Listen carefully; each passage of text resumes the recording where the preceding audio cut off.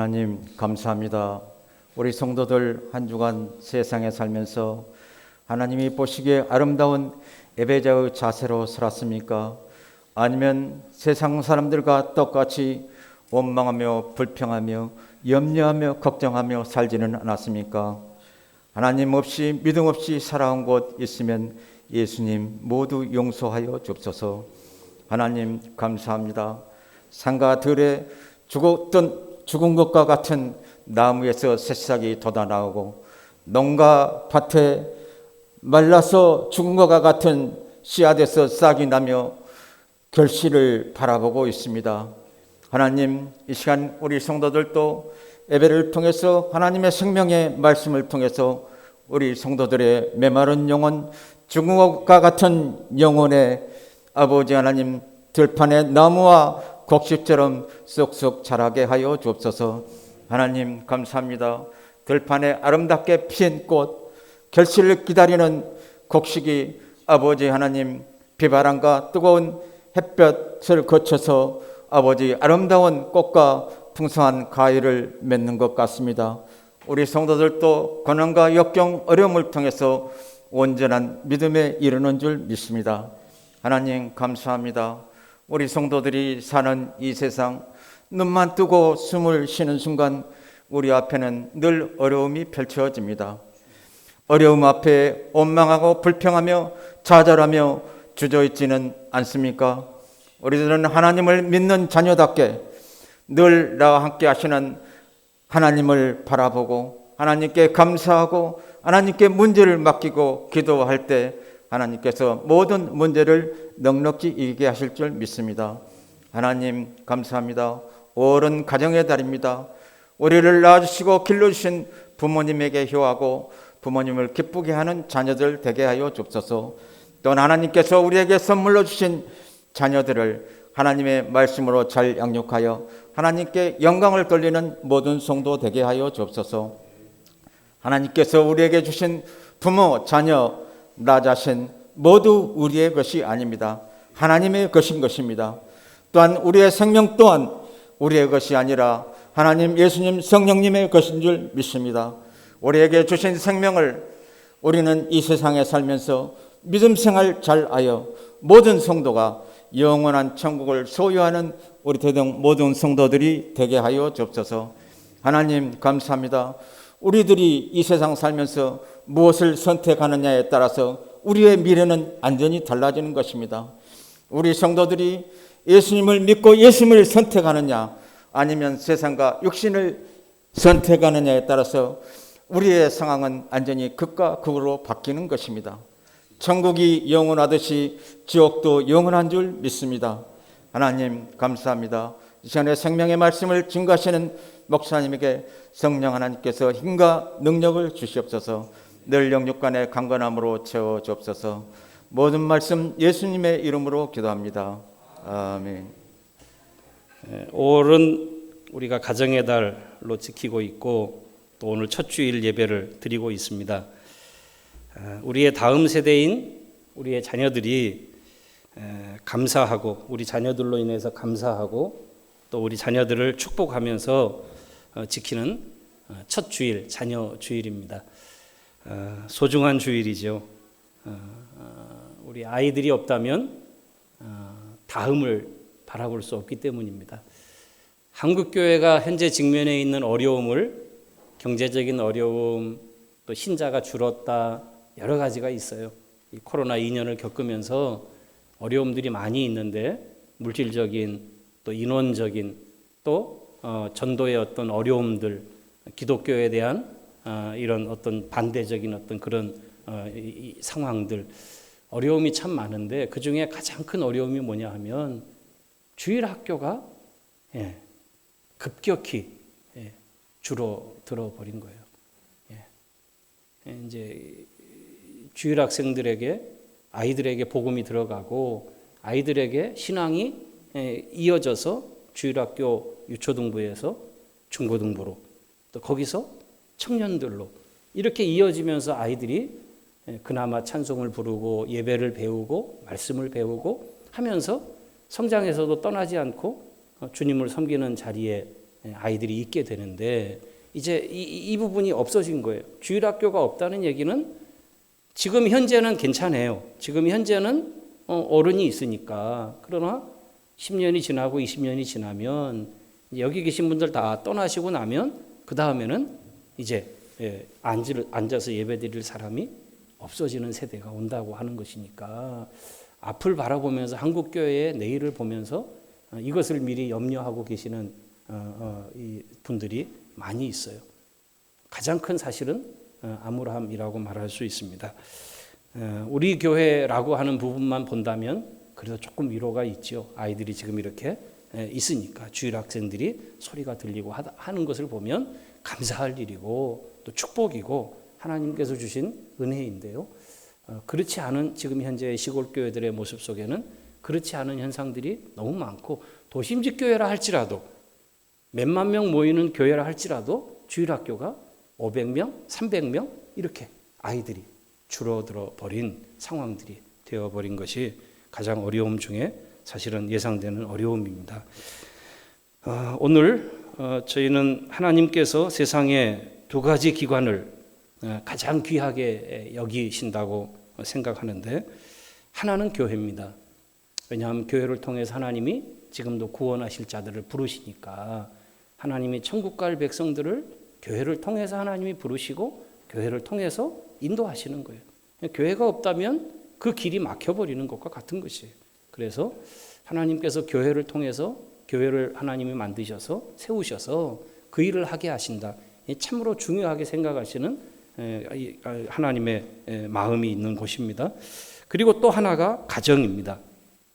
그래서 교회와 가정이 신음소리를 내는 것, 교회와 가정이 어려움을 만나서 신음하고 갈등하고 깨어지는 것은 하나님이 정말로 아파하시는 것이고 하나님이 정말로 하나님이 괴로워하시는 것이고 하나님이 싫어하시는 것입니다. 그런 일들은 심지어 하나님 앞에 큰 죄가 되기도 합니다. 그래서 교회가 신음하게 만들고 가정이 갈등하고 신음하게 만드는 일을 내가 한다면 그것은 하나님 앞에 죄를 짓는 것과 같은 일이 되어지는 것입니다. 왜냐하면 하나님이 이 두 기관을 향해서 마음을 갖고 있기 때문에 그렇습니다. 하나님을 기쁘시게 하는 이 일, 믿음의 성도는 가정을 잘 세워가면서 하나님을 기쁘시게 하는 것이고 가정 제쳐놓고 하나님 기쁘시게 하는 게 아니고요. 가정을 잘 세워가면서 그것을 통해서 하나님을 기쁘시게 하는 거예요. 왜? 거기에 하나님의 마음이 있으니까. 또 믿음의 성도는 교회를 세워가면서 하나님께 영광을 돌리는 것입니다. 이 두 가지를 소홀히 할 수 없는 거예요. 믿음의 성도에게. 특별히 디모데전서 5장 8절은 우리에게 이렇게 말하고 있습니다. 누구든지 자기 친족, 특히 자기 가족을 돌보지 아니하면 믿음을 배반한 자요 불신자보다 더 악한 자니라. 불신자, 믿음이 없는 것이 큰 죄거든요. 하나님이 주신 예수 그리스도를 거절하고 믿지 않는 죄가 사실 가장 큰 죄인데, 근데 이 디모데전서 5장 8절에 의하면 불신자보다 더 악하다라고 주님이 표현하실 정도로 말씀하는 자들이 누군가? 자기 친족, 자기 가족을 귀하게 여기지 않는 것이에요. 자기 가족에게 갈등을 주고 아픔을 주는 것이에요. 남한테는 예가 있으니까 우리가 그렇게 못해요. 근데 가족은 함부로 억압하고 울게 하고 힘들게 하고 하는 일을 서슴없이 한다면 오늘 이 본문에 의하면 그것은 하나님 앞에 큰 죄다. 불신자보다 더 악한 죄와 같다. 이렇게 주님이 말씀하시고 있으니까 이 성경 말씀에 의해서 우리가 생각하더라도 가정이라고 하는 이곳의 소중함과 가정의 구성원으로 우리가 어떻게 가정을 세워가야 할런지 이 부분을 소홀히 대할 수 없다고 하는 것을 우리가 무거운 마음으로 받아들이게 되어집니다. 모든 우리의 가정들이 여호와 경외하는 가정답게 행복하고 복되고 건강한 가정들이 다 되어지는 그런 결심들이 있어지고 또 그런 모습들이 그런 향기들이 드러나는 우리 5월이 되고 우리 대동의 가정들이 되어지기를 주님의 이름으로 축원합니다. 사람들은 가치 있는 것들을 소중하게 여기는 마음이 있어요. 새로 차를 산 사람은 열심히 차를 닦습니다. 그렇죠? 예, 차 산 지 오래된 사람은 먼지가 쌓여도 그냥 놔둬요. 근데 새 차 사고 놔두는 사람은 없어요. 또 나가서 보고 또 닦고 광을 내고 막 그래요. 차가 나를 위해서 있는 것인지 내가 차를 위해서 존재하는 것인지 이게 뒤바뀔 정도로 그렇게 거기에 관심을 갖는 거죠. 강아지 보세요. 요즘 개라고 하면 무식한 사람 됩니다. 반려견이라고 말해야 되고요. 이 개도 이름이 있어서요. 죄송합니다. 반려견도 이름이 있어서요.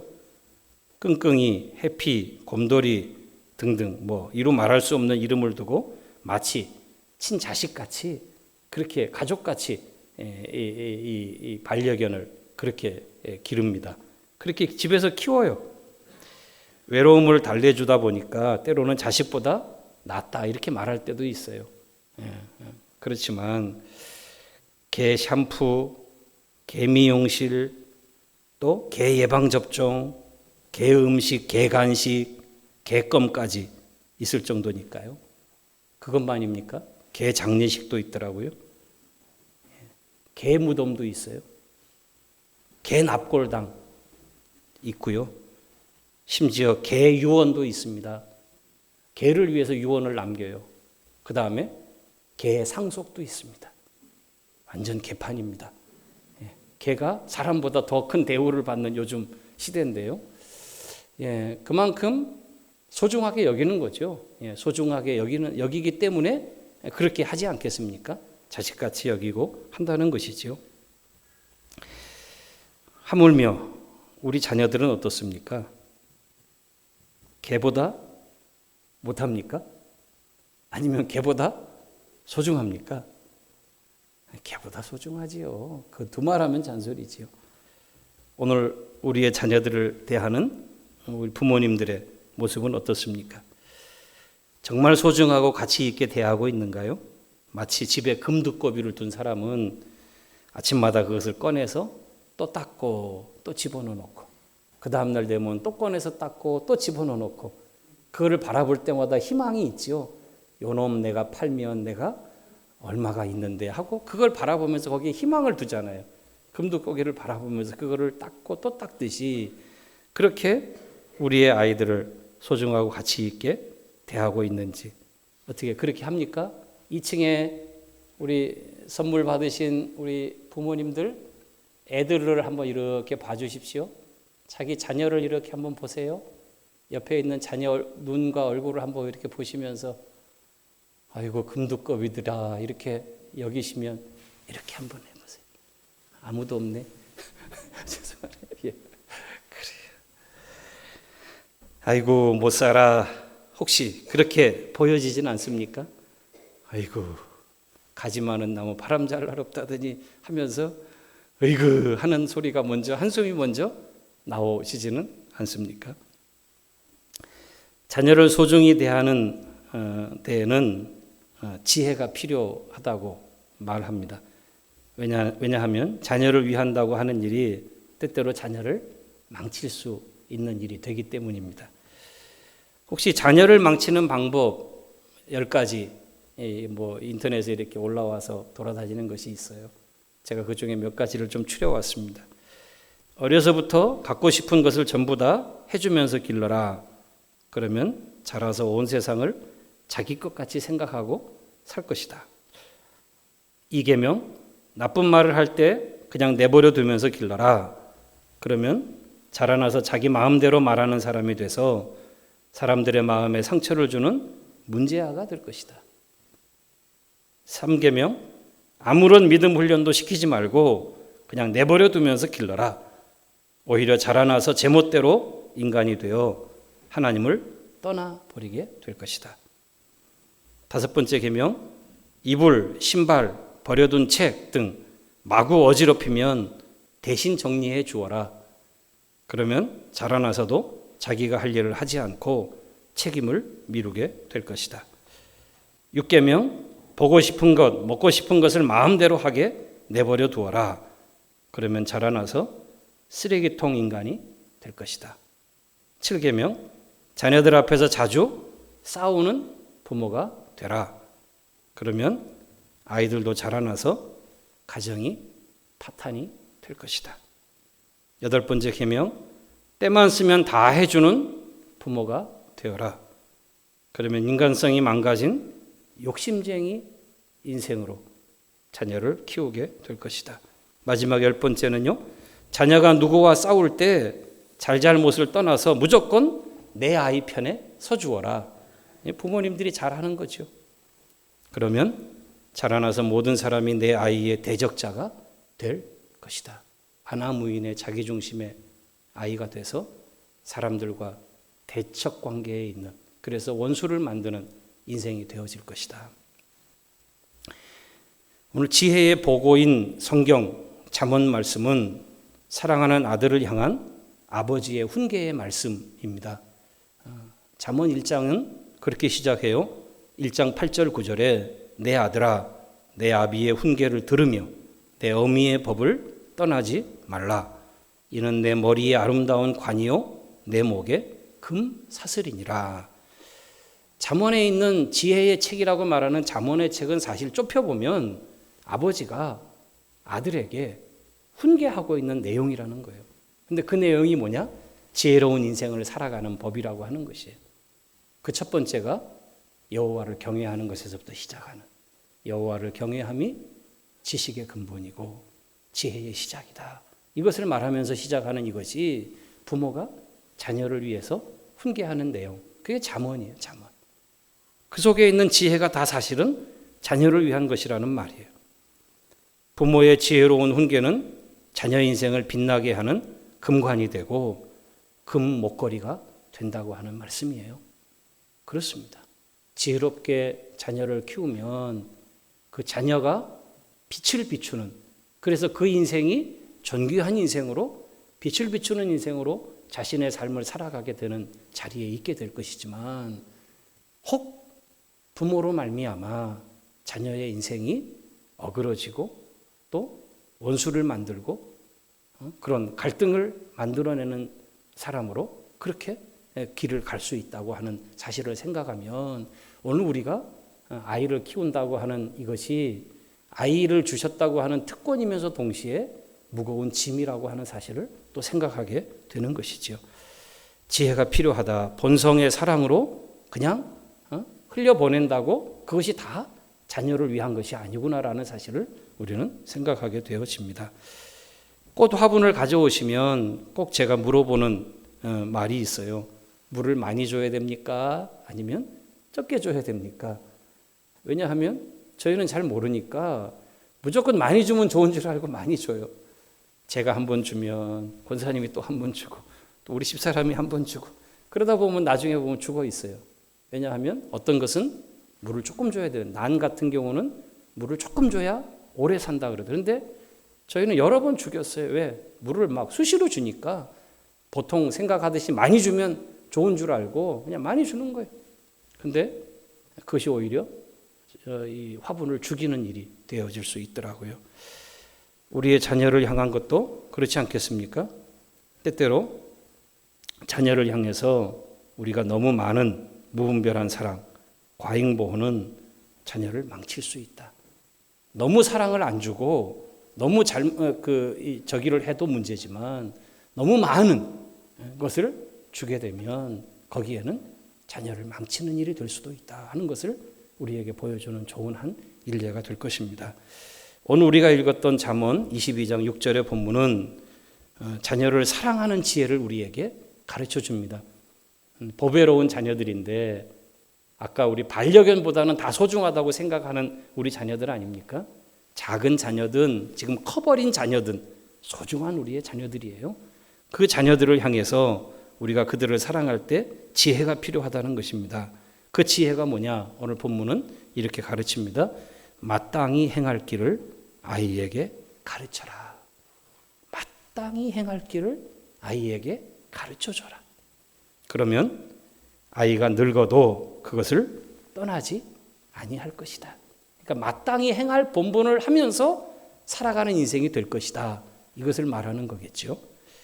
이 말을 공동번역 성경인 제가 자주 좀 인용하는 또 참조하는 성경 번역은 재미있게 번역을 했어요. 제가 한번 읽어보겠습니다. 세 살 버릇 80까지 간다. 마땅히 따를 길을 어려서 가르쳐라. 우리가 잘 아는 3살 버릇 80까지 간다는 말을 써서 번역을 했어요. 재미나죠?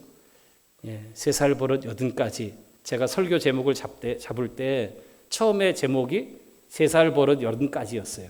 오늘 설교 제목이. 근데 그거보다 더 긴 기간을 담는 말이 있더라고요. 이거는 뭐 사회복지에서 쓰는 말인데 그 말이 요람에서 무덤까지요. 3살부터 80까지면 80 넘거나 3살 이전은 괜찮다는 말이냐 할 수 있으니까 아니 태어나서부터 요람에서부터 무덤까지 인생 전체가 사실은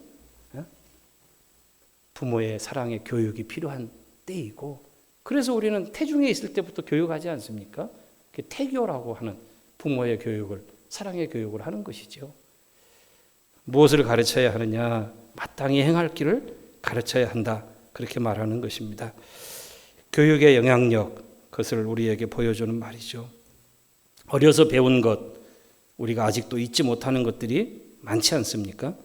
저는 음식을 먹을 때 음식을 잘 남기지 않으려고 해요. 그러다 보니까 과식이 되기도 하고 그게 또 힘들어서 막 컥컥대기도 해요. 어리석지요. 근데 그 배경에는요. 예전에 제가 어려서부터 음식을 남기면 벌받아. 음식 남기면 못 써. 이런 얘기를 들으면서 자랐어요. 또 그렇게 넉넉치 않으니 뭐 많이 음식을 풍부하게 먹지 못했어요. 그러다 보니까 지금도 음식을 먹을 때마다 저는 안 남기고 싹싹 먹어버려요. 그러니까 좋아하시는 분들도 많지요. 아이고 저렇게 맛있게 잘 먹는다고. 근데 그러고 나서는 또 하고 또 이렇게 너무 많이 먹어가지고 또 이렇게 하는 저기도 있죠. 어려서 배운 옛날에 우리의 배운 것들 얼마나 많은가요? 이런 것뿐만이 아니죠. 어른을 높이는 것, 인사하는 것, 이거 학교에서 배우기 전에 사실은 어려서 배운 것들이에요. 어른을 만나면 고개를 숙이고 또 존칭을 써서 저 이렇게 말하는 거, 이런 것들이 사실은 어려서 배운 거 아닙니까? 대학 가서 이런 거 안 가르쳐요. 어려서 배운 것이에요. 어려서 인간답게 살아갈 기본적인 예를, 기본적인 도를 어려서 배운 것이 지금까지 오는 거예요. 60인생이 된 때까지 지금까지 그것이 잊혀지지 않고 지금도 제게 그것이 남아 있어서 음식을 먹을 때나 사람을 대할 때나 그것이 내 삶을 나타나는 거죠. 사람으로 살아가야 할 마땅한 도리, 인간이 행할 바의 도리를 아이에게 가르쳐줘라. 근데 여기서 중요한 우리 말 중에 하나가 가르쳐주라 하는 이 말이에요. 가르치라고 하는 이 말을 오늘 본문은 이제 영어 성경 중에 NIV 성경은 이렇게 번역을 했어요. 티칭해라. 다시 말해서 선생님이 아이에게 가르치듯이 티칭, 이게 이제 가르친다는 말이거든요. 아이에게 가르쳐라. 이렇게 티칭이라고 단어를 쓰지 않고 트레이닝을 써서 트레이닝.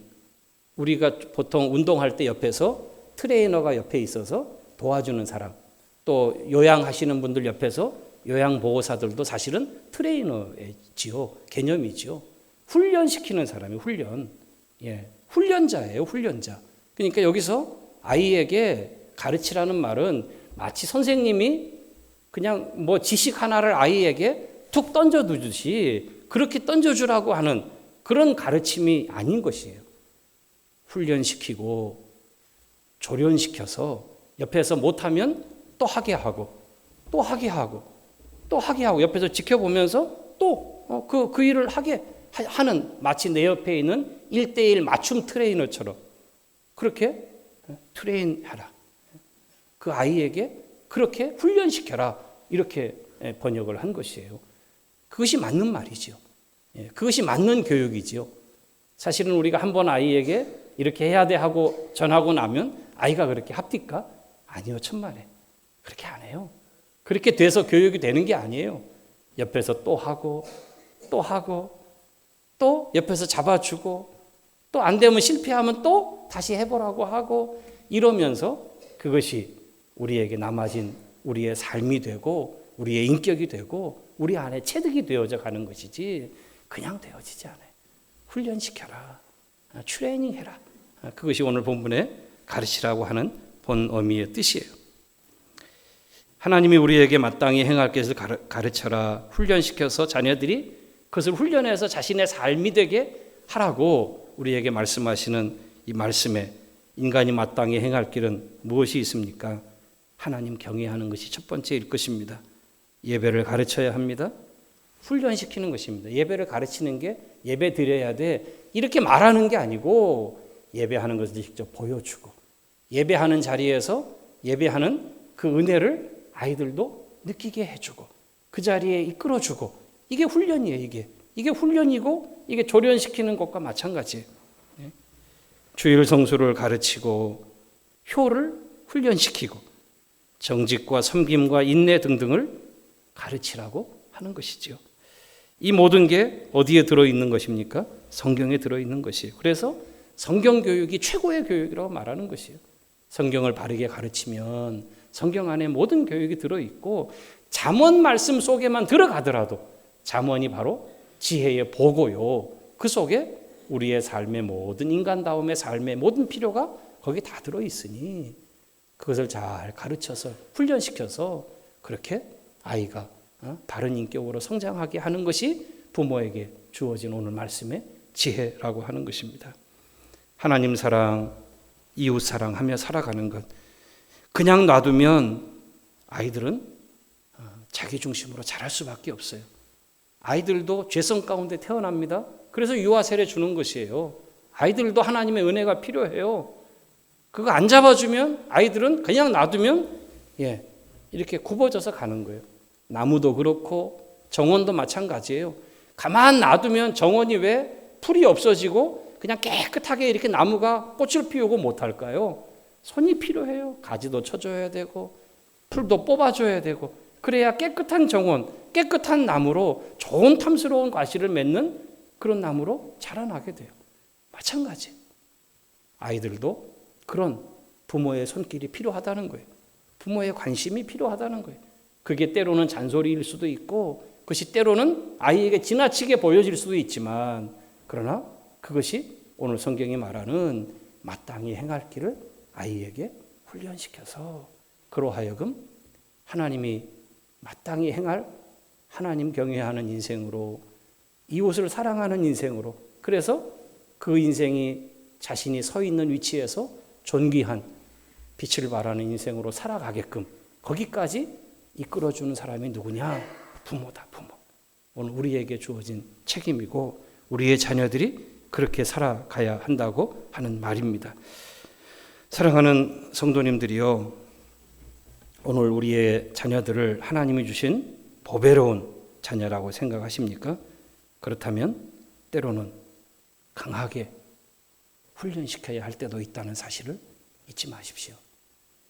우리 잠언 말씀을 보면은요, 잠언 말씀 중에 13장 24절에 매를 아끼는 자는 그의 자식을 미워함이라 자식을 사랑하는 자는 근실이 징계하느니라 라고 말합니다. 요즘 교육은요, 징계하면 안 된다고 말합니다. 매를 들면 큰일 난다고 말하는 시대가 됐습니다. 선생님도 매를 들 수 없는 시대가 되어버렸습니다. 이런 시대가 되었어요. 이 교육에서는 그거 징계, 그거 안 된다는 거, 체벌 안 된다는 것입니다. 그런데 성경은 구닥다리인지 성경 속에는 아직도 징계하고 때로는 매 이야기가 나와요. 성장해서 인격이 깨달을 때에는 그렇게 하면 안 되겠지. 하지만 어릴 때는 때로는 징계라고 하는 회초리 한 대가 100번의 이야기보다 더 따끔하게 그 인생에게 기억이 되고 그 인생을 바로잡게 하는 그런 일이 될 수 있다고 하는 것을 말하는 것입니다. 왜 그럴까요? 하나님도 당신이 사랑하는 자녀인 우리들을 징계하시는 분이기 때문입니다. 하나님만 이렇게 성경만 이렇게 말하고 하나님은 그렇게 사랑만 하시는 분이 아니고요. 하나님도 우리를 사랑하실 때 그 방법 중에 하나인 징계라고 하는 수단을 쓰셔요. 언제? 우리가 자기 길로 잘못된 길로 가고 우리가 하나님 말씀대로 안 살아가고 내 욕심대로 막 고집을 부리며 살아가면 하나님이 말씀하시다가 그 다음에는 징계하십니다. 징계. 제 말이 아니에요. 히브리서 12장 6절의 말씀이 이렇게 기록되어 있습니다. 주께서 그 사랑하시는 자를 징계하시고 그가 받아들이시는 아들마다 채찍질 하심이니라. 여기는 매보다 더 심한 채찍질이라는 표현을 썼어요. 아프고 고통스러운 채찍질. 요즘의 가치에서 보면 비인격적인 모습으로 자녀를 그렇게 해? 이거 큰일 날 일인데. 그러나 그 사랑함 때문에 자녀를 향한 부모의 그 사랑이, 하나님이 우리를 향한 그 사랑이 올바른 길로 우리를 세우고 돌아오게 하기 위해서 때로는 채찍을 들어서라도 징계하신다. 이것이 하나님이 사랑을 우리에게 표현하시는 하나님의 방법이라고 말하는 것입니다. 징계가 없다면 사생자일지 모른다라고 성경은 말하는 이유는 바로 여기에 있습니다. 이제 말씀을 정리하겠습니다. 어느 노신학자가 이런 고백을 했습니다. 내 생애에 가장 아프게 생각나는 것이 두 가지 있습니다. 어렸을 때 아빠 담배꽁초를 장난삼아 입에 물었다가 뒤지게 매맞은 기억이 첫 번째고요. 그리고 엄마 말 흉내 냈다가 뼈 아프게 맞았던 때가 두 번째입니다.